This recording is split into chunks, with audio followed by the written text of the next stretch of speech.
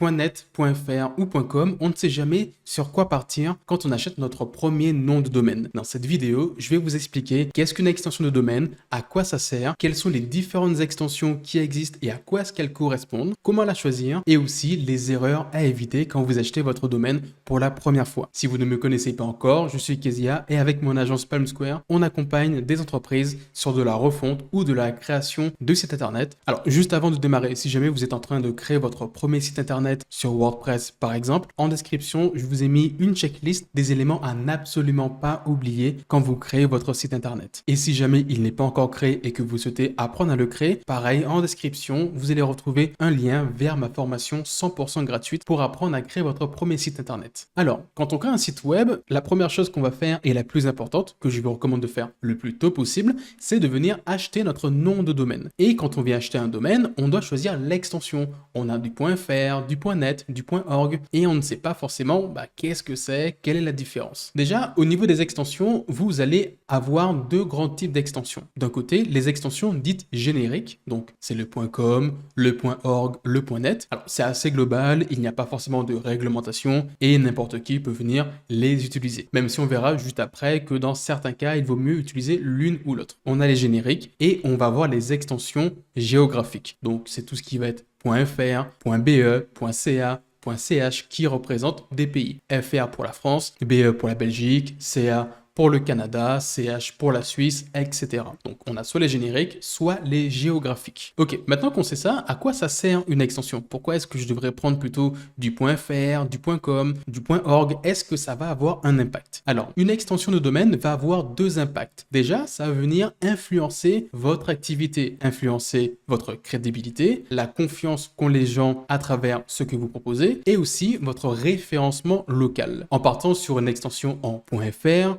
.be, vous allez être mieux référencé sur des recherches en France, en Belgique ou au Canada pour le .ca. Alors que si vous partez, imaginons, sur un .ch et que votre activité est basée en France ou que la plupart de vos visiteurs et de votre cible est basée en France, ça risque de poser problème. C'est pas impossible, mais ça peut être un peu plus embêtant. Par contre, ce que ça ne va pas changer, c'est le contenu de votre site internet. Vous pouvez très bien partir sur un site web avec un .fr, un .ca, mais proposer des informations sur votre site en anglais, en allemand ou en espagnol. Vraiment, ça n'aura aucun impact, ni technique, ni sur le contenu de votre site. Au niveau des extensions, là, je vais vous présenter les principales. Alors, le premier, le plus connu, c'est le .com. Le .com, je vais plutôt vous le recommander si vous avez un objectif et des cibles qui vont être à l'international. Donc, France, Europe ou au-delà. Ou si jamais vous avez un site plutôt commercial, comme un site e-commerce. C'est l'une des extensions les plus populaires et celle qui va vous apporter le plus de crédibilité. Mais par contre, vous n'allez pas avoir d'avantage en termes de référencement local. Ensuite, on a l'extension en .fr. Donc, je mets dans le même panier .fr, .ca, .be, ça dépend d'où vous regardez cette vidéo. Mais si vous partez sur une extension qui porte la référence géographique du pays dans lequel votre cible est présente, vous allez avoir un meilleur référencement local. Donc, par exemple, si votre cible est en France, je vous recommande de partir sur du .fr. L'autre avantage du .fr, c'est que c'est une extension qui est assez peu chère. Souvent, vous pouvez la retrouver en dessous des 8 € chez certains hébergeurs. Alors que le .com, des fois, on est au-dessus des 10, 11, 12 € par an. Bon, c'est pas non plus aberrant comme différence, mais c'est un petit avantage. Ensuite, l'extension en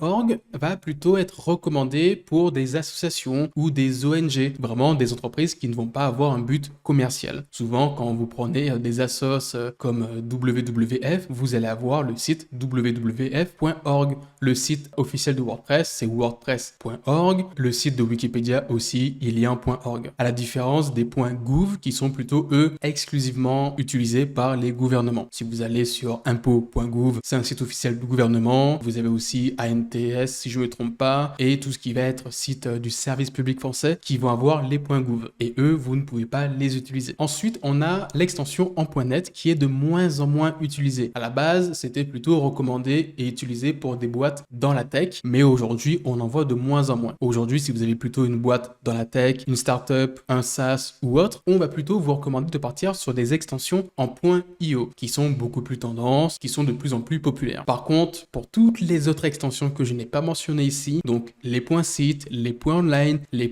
.xyz, vraiment, évitez ces extensions. Si votre domaine n'est pas disponible ni en .fr, ni en .com, ni en .io, laissez tomber, changez de domaine, ça sera beaucoup plus simple. Et pareil, s'il est disponible en .com et en .fr, évitez le .io. Pareil, s'il est déjà en .fr, prendre le .com, ça peut être embêtant. Idéalement, il faut qu'il soit disponible dans un maximum d'extensions, en tout cas parmi les extensions les plus populaires juste ici, .com et .fr. Maintenant qu'on sait tout ça, comment est-ce qu'on va venir choisir notre extension? Les questions qu'on va se poser, c'est déjà où sont nos clients? Est-ce qu'ils sont en France, en Europe, en Belgique ou à l'international? Donc s'ils sont en France, on va partir sur un .fr. Est-ce que je suis une ONG? Est-ce que j'ai une entreprise dans la tech? Est-ce que j'ai une entreprise plutôt dans le commerce électronique? Donc en fonction de ça, je partirai sur un .io, un .org ou autre. Dernière question, c'est est-ce que j'ai envie que mon activité soit plutôt vue comme quelque chose de pro ou quelque chose d'un peu plus fun. Quand je dis fun, vous pouvez partir sur une extension comme